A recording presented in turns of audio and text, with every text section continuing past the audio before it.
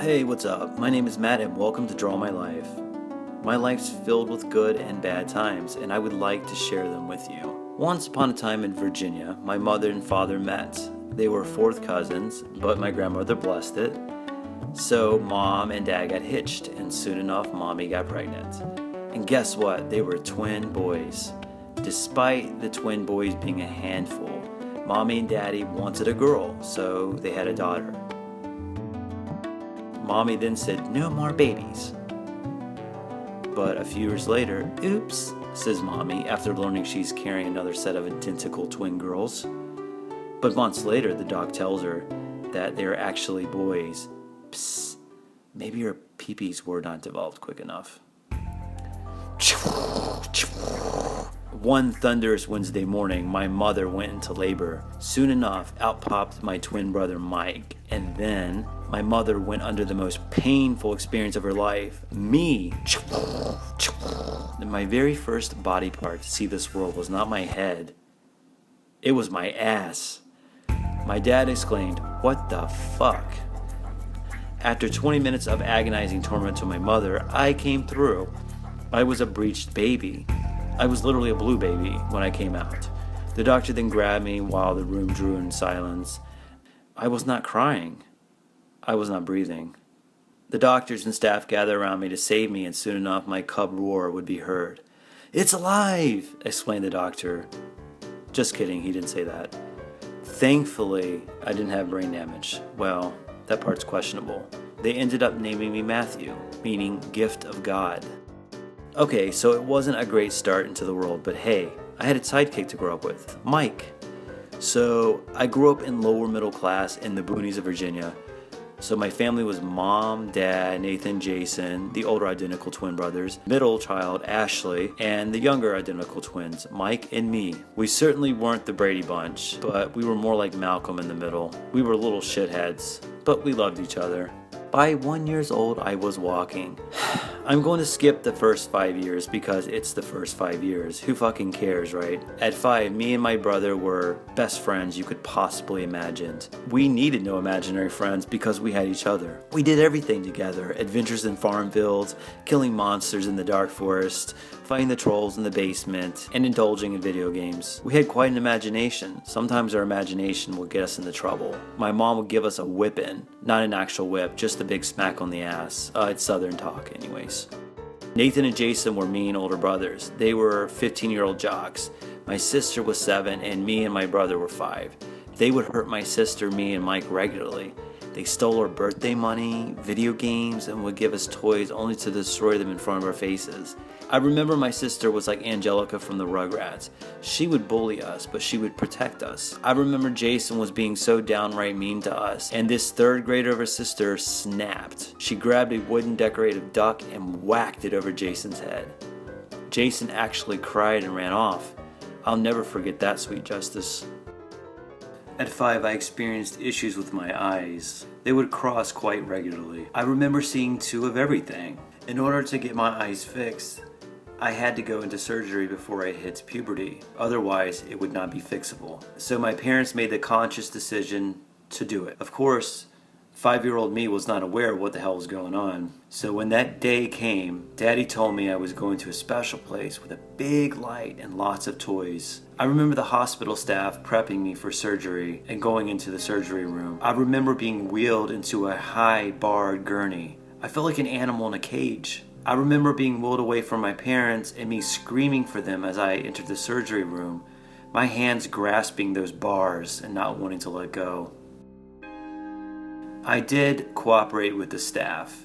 They then placed me on a gigantous table and placed a mask around my head. I remember being so scared. I didn't know what was going on. I felt like I was abducted by aliens. The doctor asked me to count backwards, and so I did. Well, I tried my best anyways. Next thing I knew, the whole world around me became dark and shadowy. The staff turned into shadow people and started stabbing my body repeatedly. I screamed in pain, crying out for mommy, but mommy didn't come. I could not move. I was paralyzed. How the hell was I supposed to get out of this dream? Stop, stop, I shouted. Next thing I knew is I woke up with a hangover from hell. I didn't know what the hell just happened, and I was glad it was over. After the surgery, I became scared of a lot of things, like carnival rides and even sleep itself. By 8 years old, our family moved out of the boonies and into town near a park. This opened up opportunities for me and Mike. We were able to make some friends, and we sure did. Me and Mike did a lot of athletic stuff, and we loved every bit of it. We played basketball, tag, kickball, football, so on. You name it, we did it. Sometimes we didn't play because of bullies. My neighbors were the worst. One time they chased us with a flame torch in the woods. Talk about scary. I had a ton of bullies growing up, but they usually let up and moved on. I would say my overall childhood was amazing. I loved it. By 12, I couldn't be more happier in life. Then came middle school. Oh, what's this door? Knock knock. Who's there? Puberty. Puberty who? Puberty and you. Oh. Puberty came, zits came, hair came, voice sounding fucked up came. I really looked fucked up during puberty. I was in the 5th grade when this happened, meaning I was way ahead of the game.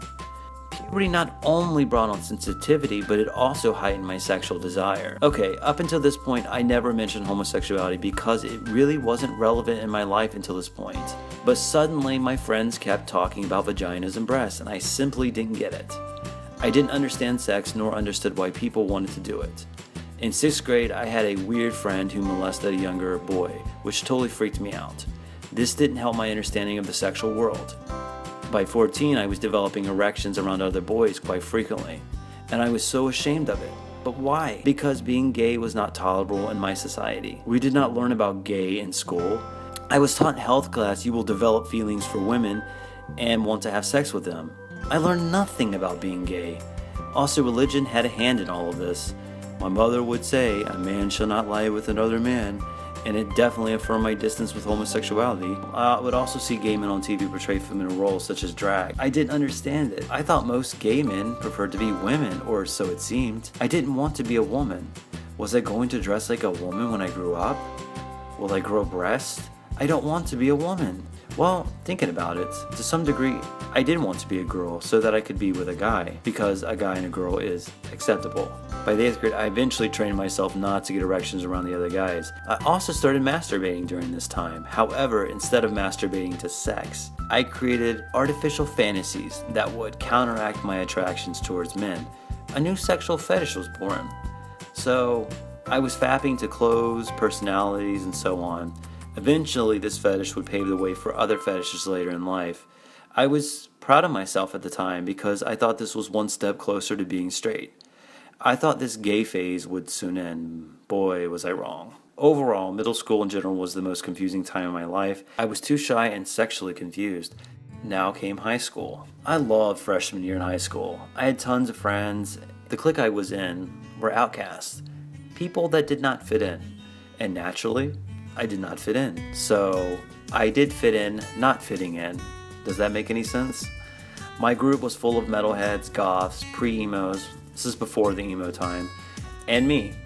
It was like the show Freaks and Geeks, but the Freaks and Geeks were combined. After freshman year, I was about 16, and now came the dark, scary time of my life. Emo warning. Oi, where to begin? I was bullied so bad and disliked greatly from my peers. I was called horrible names such as retard, faggot, queer, loser, nigger lover, white nigger, wigger, wussy pussy, ugly, and so on. And also, there were other issues that really made me feel horrible. For example, usually when they have 2 team captains picking teams, I was usually picked last. I felt horrible. I remember one guy felt ashamed of picking me and blushed and looked away. The whole class laughed. I got ganged up on in class. Even my gym teacher took part in it. I'll kick his ass if I ever see him again. Anyways, most of the outcast clique had split up and found new homes. Most of them were kicked out of school to be homeschooled or wanted to join another clique. Well, where does this leave me? I did find a few friends, but honestly did not like most of them.